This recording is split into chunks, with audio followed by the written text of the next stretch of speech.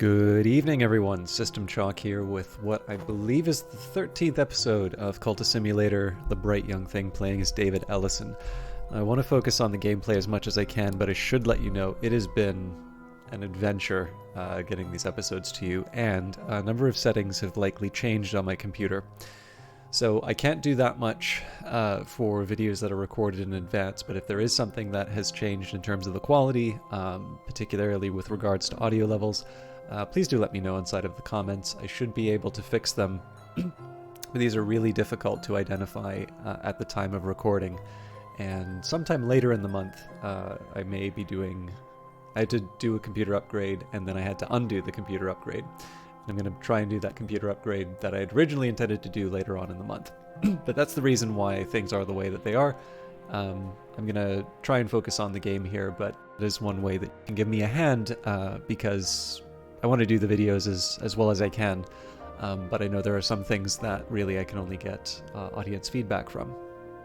So, as you may guess, in addition to my usual carelessness in terms of the playthroughs, I need to get reacquainted with what's going on because my head has not necessarily been in the right place.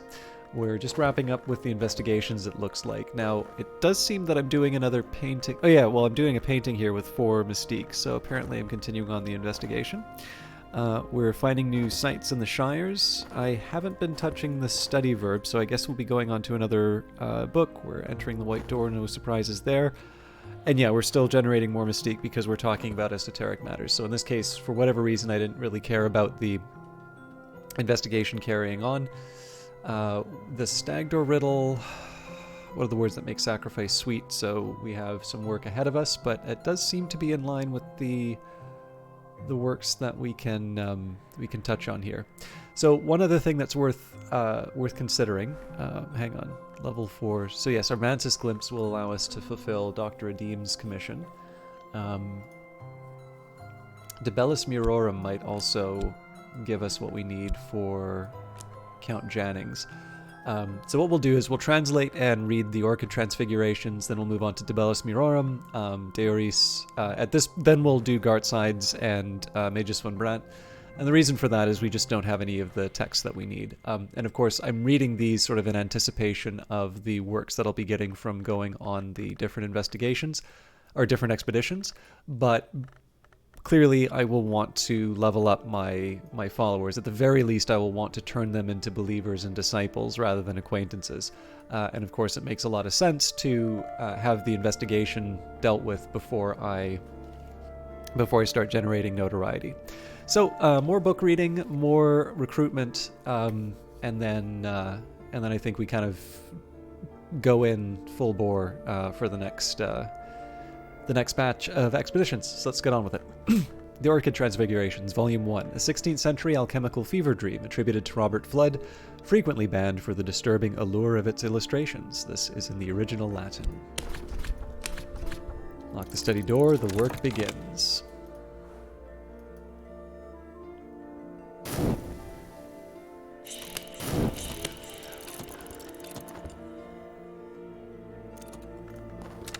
This place merits closer investigation, so it's good that we've got Karashim. This means that I can focus on getting Forgotten Chronicles. Now, again, if I have an opportunity to, get the lower level ones, that's fine. We can still upgrade those to Forgotten Chronicles and such. But I'm not necessarily going to go out of my way to try and keep one of every type of lore. I sometimes do that for some playthroughs. I don't necessarily feel the need here.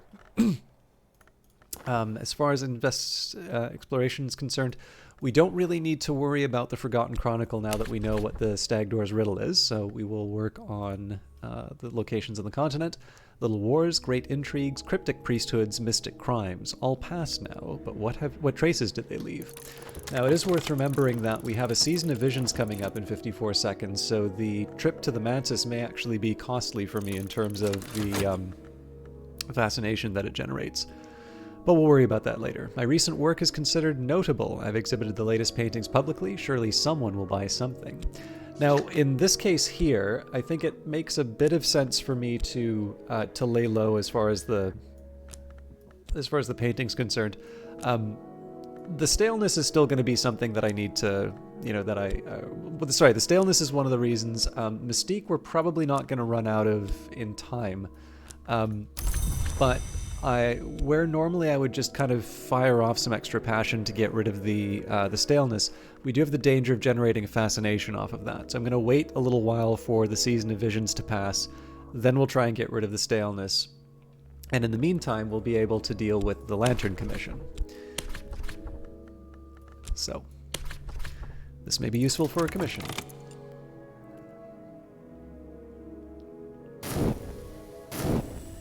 If I run out of things to do, I think I could try and sell something dark mystery something at Oriflamme's. Otherwise, I think for exploration, really I should probably be sending my followers out.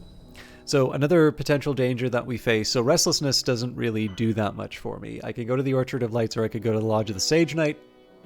In either of these situations, I run the risk of generating some fascination, and that's just the price of admission at this point. I don't think there's a whole lot to be done. I think it's worth it. If I do get a fascination, that's unfortunate, but we'll have other ways of dealing with it. If I live in fear of generating fascination, then I'm just simply not going to make progress. So, favor from authority. It's not the worst result that we could have gotten, obviously. Last night, I dreamt of a blue silk pavilion overlooking the cloudy labyrinth of the Bounds. I listened to the mistress of this place speak of other visitors. The Suppression Bureau come here. Did you know that? I think they hope to recruit me as an ally, she snorts derisively.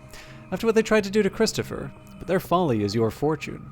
I will tell you something that may help you if the Bureau ever troubles you. I'm actually going to talk, so I don't always get a chance to talk about some lore stuff outside of Cultist Simulator itself, but there is something that I always tend to remember. So this, just from a previous commenter, someone had sort of asked about the Suppression Bureau and exactly what their relationship was with the Mantis and the people running around. Again, I probably am not really articulating the original question all that well, but basically, for lack of a better explanation, the question was, what's up with the Suppression Bureau?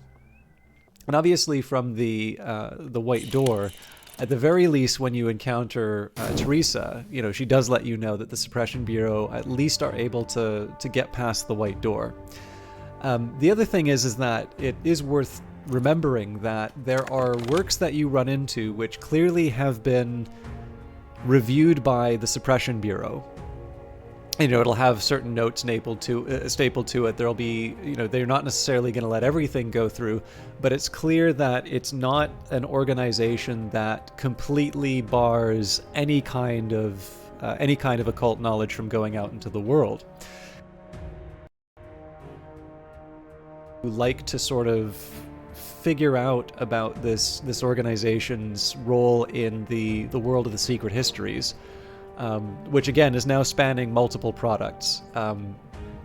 It is worth remembering that with the Locksmith's Dream, this event which has had its beta event already and it's actually just a few weeks away for the full events coming up. But the Suppression Bureau is present in that as well.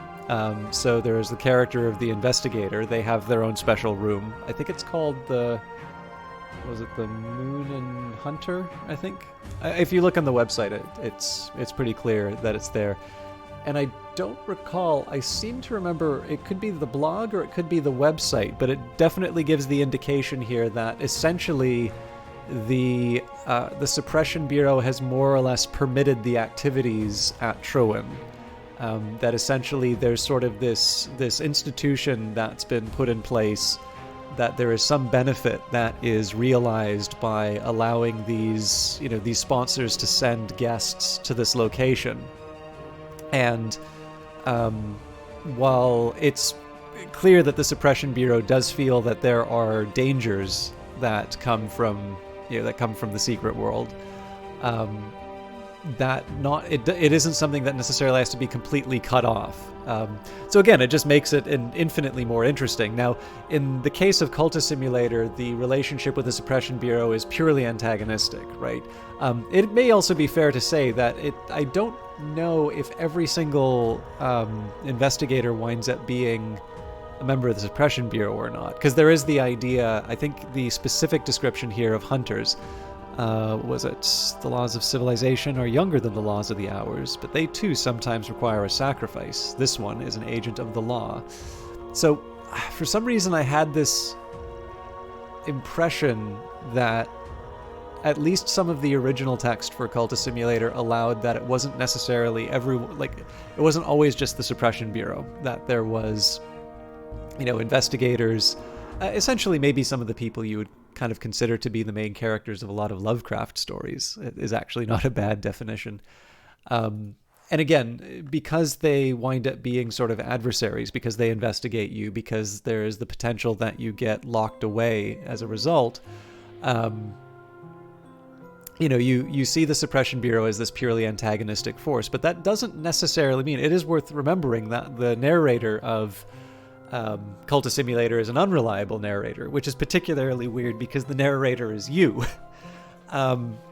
But, it is fair to say the thing that you are pursuing is not necessarily good for the world. It's not necessarily something that, the Suppression Bureau is not necessarily just trying to ruin all the fun. They may, in fact, be trying to do something that is for the benefit of everyone, or at least a larger number of people than you. Although, again, because you're playing from your own particular perspective, you're not necessarily going to see them as anything but antagonistic. And again, you can also sort of say this is like, Mr. Alden, right? I think Mr. Alden, it's kind of like when you think of banks, right? So pretty much everybody hates banks. There's always going to be more borrowers than lenders. And so it's very hard to find anybody really sort of standing up and giving sort of this full-throated defense of lenders. But clearly we benefit from loan, the existence of loans and debt and the ability to sort of do that. I mean, if you have a savings account, you are technically lending money to a bank. Your net worth may be negative. You may be borrowing more than you're putting inside of the bank, but technically you are still sort of a lender. So, but people tend not to think of it that way. People tend to think of lenders as sort of the people who are buying bonds and so on. So essentially, this is, again, a bit of a testament to Cultist Simulator. I think this is one of the things that makes the game very interesting, is that it does have this perspective. It gives you enough space for you to sort of come up with your own read on the world, but in the end, the perspective that you have is of one of these characters, one of these legacies that you can play, and generally they're all moving in one particular direction. And so again, institutions like the Suppression Bureau will be viewed in a particularly antagonistic light, even if they don't necessarily, that isn't necessarily the role that they would take in a slightly more objective view of the secret histories. And again, I think Mr. Alden is a jerk, but it's also kind of hard to see managers as necessarily being malevolent individuals. And I say this as somebody who's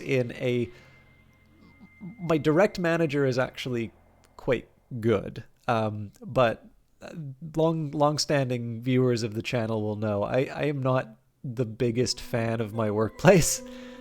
So I say this as somebody who's really gotten a hard time with with managers and the sorts of things that Mr. Alden represents. It's why I relate to that particular storyline, well. But it is still fair to say, right? The perspective that you have of the employee is very different from Alden themselves. But in any case, where I was going with this was just to say that at least so far as the Locksmith's Dream is concerned, you actually have this idea. There's a little bit of an expansion of the role of the Suppression Bureau, which is that where I think that was already present inside of Cultist Simulator, but if you were looking for more evidence to build the case that the Suppression Bureau does actually have a little bit more of a complicated relationship with with the secret world that you get a glimpse on at the start of the game, it would be things like the Locksmith's Dream. The fact that essentially this, I believe the things that you're looking for in the Locksmith's Dream are called birdsong.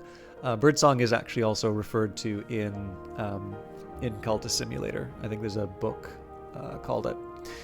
But in any case, even though it's going to be for places like Oriflamme's and the Kerisham Review and what are the other ones? Lighthouse Institute, Hostorium, not Vantage Club.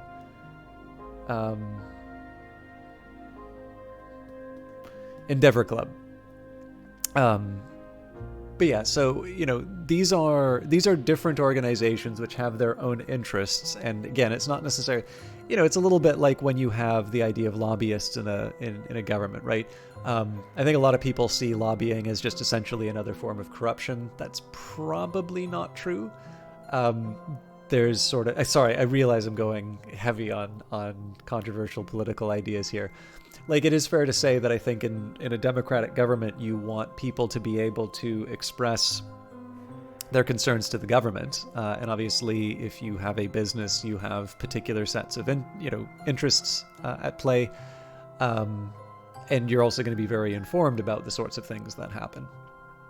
So there is some value in terms of being able to keep those lines of communication open. But it's also fair to say that you should probably not take something that that lobbying would give you at face value, right? You want to keep in mind that this source, it has its own interests, particular self-interest, and that what you do is you take the information from them and you align that with all of your other points of information. If you just take it as sort of dictation, then yeah, that is exactly the sorts of things that people have a problem with. And again, just to be clear here, I'm not necessarily trying to promote a particular view of the world. I am not invested as to whether or not you think lobbying is a brilliant idea or the root of all evil in modern society. But you can sort of see an analogy in terms of the idea of the event at Truin, the Locksmith's Dream event, where you have these different sponsors which are going to this location. I believe the idea here is that the hours have met and that people are sort of picking over the remnants of that meeting, and that the Suppression Bureau sees there is enough that is beneficial to the world that comes out of these events to allow them, and specifically to allow not necessarily just Suppression Bureau members, but to allow these different sponsors to be able to engage with the site. And again, Oriflammes is probably going to want to try and make a bunch of money. I think the idea here is that the Lighthouse Institute is maybe a little bit more benign, but it also lists it's actually quite ineffective as well. But again, everybody's sort of got their own individual interests. I don't think the Suppression Bureau is under any illusions that there is, some special, like that there's some, elevated reason why the people are there. But ultimately, the collective behavior of these sponsors in this location is resulting in something that is useful to the world, as opposed to just simply shutting it down. Because, presumably if the Suppression Bureau can have a presence at Truin, they also can bring reinforcements and just simply shut the matter down entirely. So again, it's a much more interesting world than maybe the individual perspective of the character that you play would give you. And again, I say this as somebody who hasn't played The Lady Afterwards, so it may be that the Suppression Bureau is even, has even further expansion inside of it. Book of Hours is going to be, another expansion of this world. And then, people who have engaged with the Enigmas and the people who have been reading the Weather Factory blog a little bit more regularly than I have also potentially are getting some views on this world. And again, anytime the Suppression Bureau is mentioned, there's always a chance to make it a little bit more complicated and a little bit more interesting. But this was just a chance for me to remember, and specifically to add a little bit more than I had known at the time that I answered that original question. And it's always just kind of nice to recall things like that. I also want to be clear, it's not specifically just the Suppression Bureau that I think you can do that with inside of this game. There's lots of different organizations that appear inside of Cultist Simulator, and that you can sort of start unpacking a little bit, both within the game itself, but also the larger world that Weather Factory's been building. Well, Weather Factory and Tricuspid Limited, which runs the Locksmith's Dream. But in this case, the Suppression Bureau is a nice little example out of it, because again, it's one where your perspective as a character is not necessarily consistent with the how do I put it? It's not necessarily consistent with the I guess, as I said before, the quote unquote objective view of the of the institution. Anyways, we found Sylvia. So we're going to keep going like this. Again, we get Mystique every time we do that, but I'm also going to get Mystique for turning in the commission. So that's just kind of the price of doing business. For 11.6 seconds, I think I'm going to wait just so I can turn in with Dr. Redeem. But we'll hold on for a bit. Trembling in the air, so I should be able to do the painting before too long. I know we've got another one coming up, but usually it shouldn't double up here. And looks like we found the Hebe Stanton. I find an unexplained reference to Hebe in my research, and my attention is diverted. What is Hebe? A woman? A place? The name of an hour? And I finished the manuscript. Your own work in manuscript form. Talk to your patron to get paid for this. Dr. Ibn Aladim, called the Alapine, has offered you a commission. He would like you to provide him with substantial discussion of the severe mysteries of Lantern. This, by the way, is one of the things. So, I never want Lantern to just kind of be, lol, this cult is for smart people. It's actually specifically the combination in terms of the mercilessness of Lantern, as well as the sort of the association with, you know, again, reason and erudition in that. I am, you know, a bit more bookish by nature, and so I think there's kind of common cause that I'll find anyway. But it is actually specifically that it's the combination of the two that I actually find the most interesting about Lantern. Maybe that just says really terrible things about me, but I'm going to paint the vitality, not necessarily because I really need it, but it just seems to be the most useful to work with for the mood piece here. And again, we're just leaving the talk verb open to be able to... or hang on. Why am I leaving it open now? Because I wanted to turn it in with Dr. Redeem. I have what the doctor requested. So yeah, I was leaving that open for the doctor, and then we're going to do the waking chant again. Sorry. Like I said, it's been an eventful couple of days. In last night's dream, I was in the lodge of the Sage Knight behind the White Door. It is difficult to remember exactly how I came there, and the mistress of this place, the woman with the dark glasses, was nodding as if I had asked her a difficult question. Of course I hadn't. I lost my speech when I passed the White Door. How is it that I can speak, she said to me. I didn't come here through the White Door. I'm not proud of what I did to come here, so let me tell you about something else. I think we head straight back to the White Door in this case. There's not a whole lot keeping me in the dream slot. If I had something like a fascination or a dread to get rid of, I would maybe think differently on that. But applying straight back into the White Door is a way that I can potentially get a vitality, as well as get those ever-precious expeditions. Now I can approach the White Door through the bounds. Now I can press my fingers to it, feel its chill, watch it swing open. As it opens, my mouth closes, tightens, heals over like a lost deformity. Around and about me is the cobalt light of the Mansis. Alright, I've received the currency of the secret world, and my patron has let tantalizing information slip. So, we got a bronze spintra out of that. So I do want to keep the bronze spintra. Those are useful for repairs. But what I may do is I may start selling off the iron spintra, particularly at a time when I don't have anything else to do with the expeditions. But we're not quite there yet, so... speak of esoteric matters. Talking publicly about the invisible arts will attract attention. Perhaps that's what I want. We're not paying for paints. I could spend money on better paints, or perhaps I could find more exotic pigments. This was a passion painting to get rid of staleness, so I don't quite feel the need to invest. Although our passion paintings have actually done rather well as far as a return. I prepared the text for study. I think I'll translate De Bellis Murorum. This is just because these are three texts that have aspects that might be useful to me, or are associated with principles that are useful to me. So I should be reading these texts, though. My apologies. So, the Orchid Transfigurations Volume 2. The second volume of a compilation of quasi-Rosicrucian allegories, supposedly by Robert Flood. This is a later English translation, and De Bellis Murorum, in Latin, an 18th century epic poem by the pseudonymous Solipstos.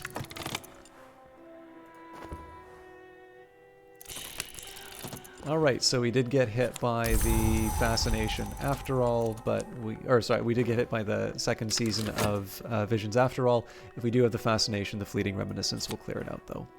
Hebe is a ship. In fact, many ships have borne that name over the centuries. All of them have provided transport and accommodation to those who know something of the invisible world, and none of them show up in shipping records.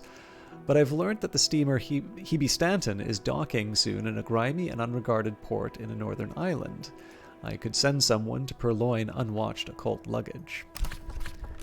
So, this doesn't mean that I'm going to do it after Karashim, but I do need to make sure that I've got people who can handle locks, and I probably want to come armed with Percussagant to deal with the water. But I'm a bit stuck in terms of what I can do with the Explore verb. So I think I'm just going to leave it be. Alright, my recent work has drawn some attention. Something should sell. So lots of Mystique. Extra Glimmering. No staleness, which is nice. So I guess I keep selling my reputation. Oops.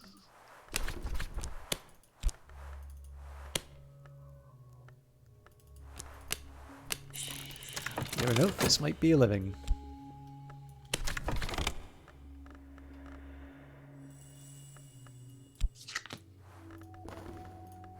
Season of Art is coming up, so that normally means contentment for me. But our worry right now isn't dread; it's the fascination, and even then, the fascination worry has passed because of the painting. Although we may get it from the White Door.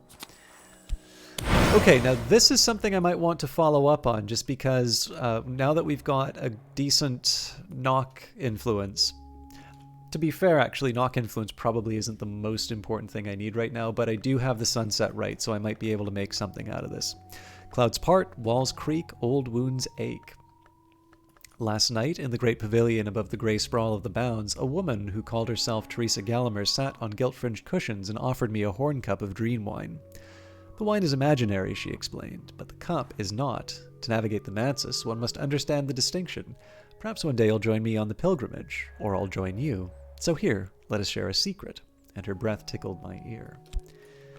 Actually, on the note of the mercilessness of the Lantern, I think probably under other circumstances I'd consider myself sort of knock-oriented.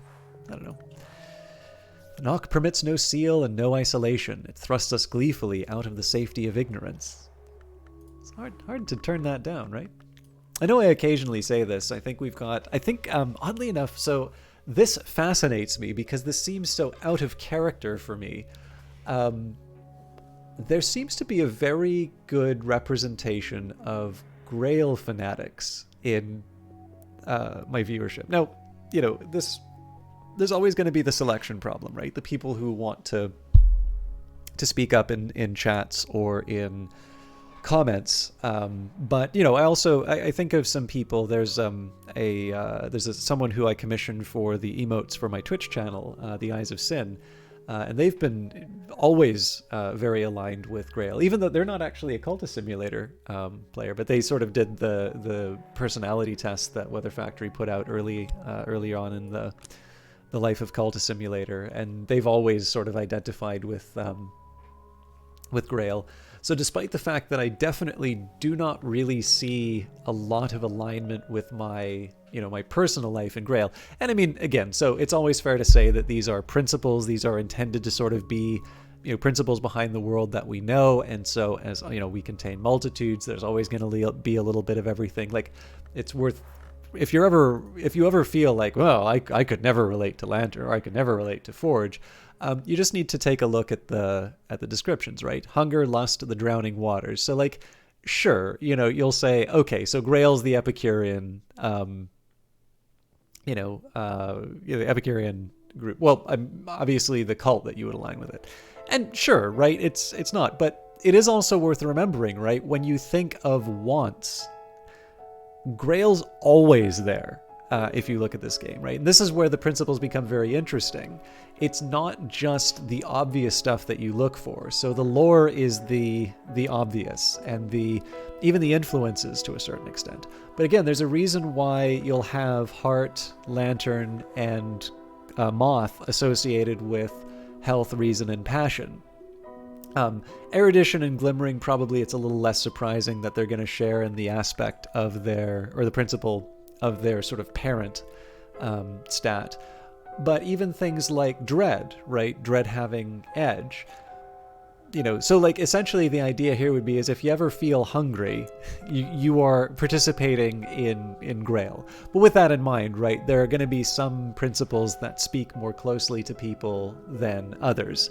I would actually probably say is, while I don't necessarily consider myself to be very Grailish, I think the one that I definitely probably doesn't make any sense. But I'd say the one that I struggle even more with would be Winter, because silence and endings, well, I never end on time and I can't shut up.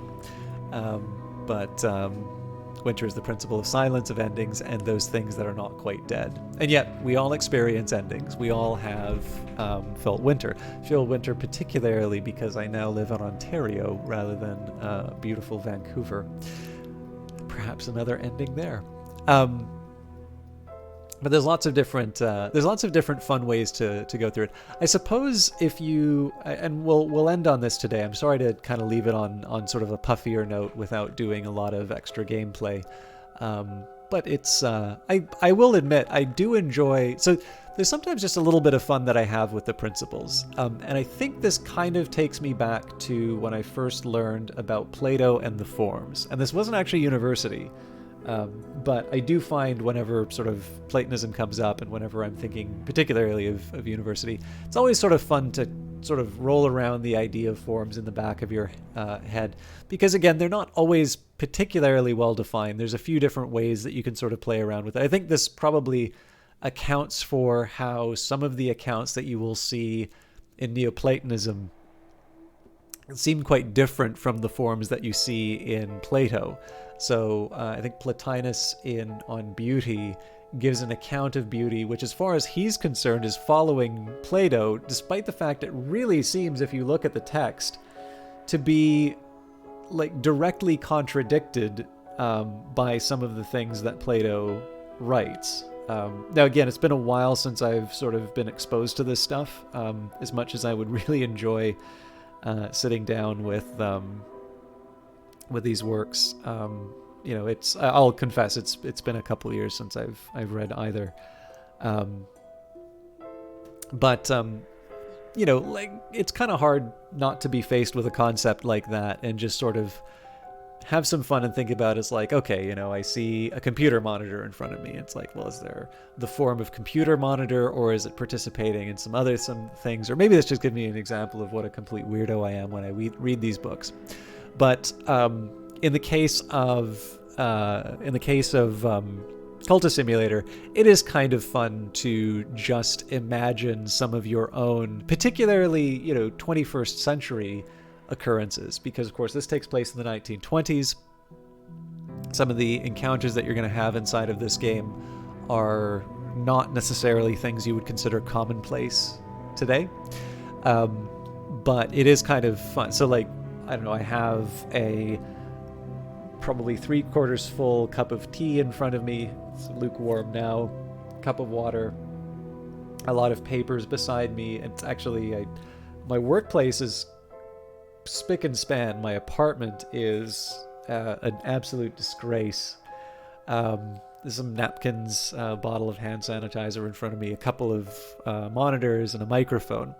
I'd say, okay, does a microphone have, if I had to come up with a microphone card in Cultist Simulator, what are some of the aspects that I would assign to it? It's kind of hard to talk about heart, but you could maybe make a forge argument, right? Fire, I once read, is the winter that warms and the spring that consumes. The principle of forge transforms and destroys.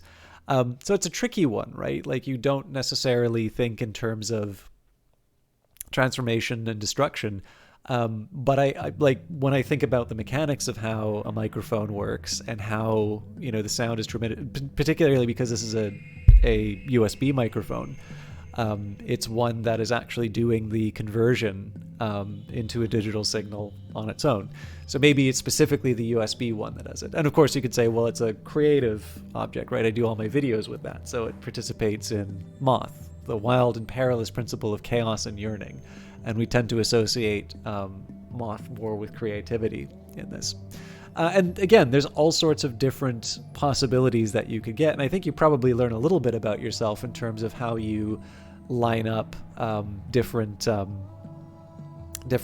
principles, different aspects with different parts of your life. And again, it's just fun. It's it's a little bit like if you have a favorite fantasy series or a favorite science fiction series, and there's different factions or races or something like that. And you sort of say, who would I want to be, or who do I most relate with in these environments?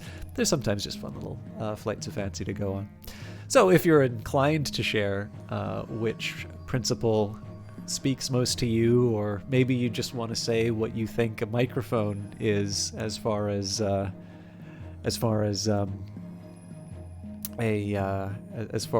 aspects are concerned, you can feel free to leave the comments inside of that. Otherwise, I am going to leave you in peace for this evening. Just a reminder, Tuesdays do not have videos, so I will be back on Wednesday for another episode of Cultist Simulator. Thank you very much for watching. Take care.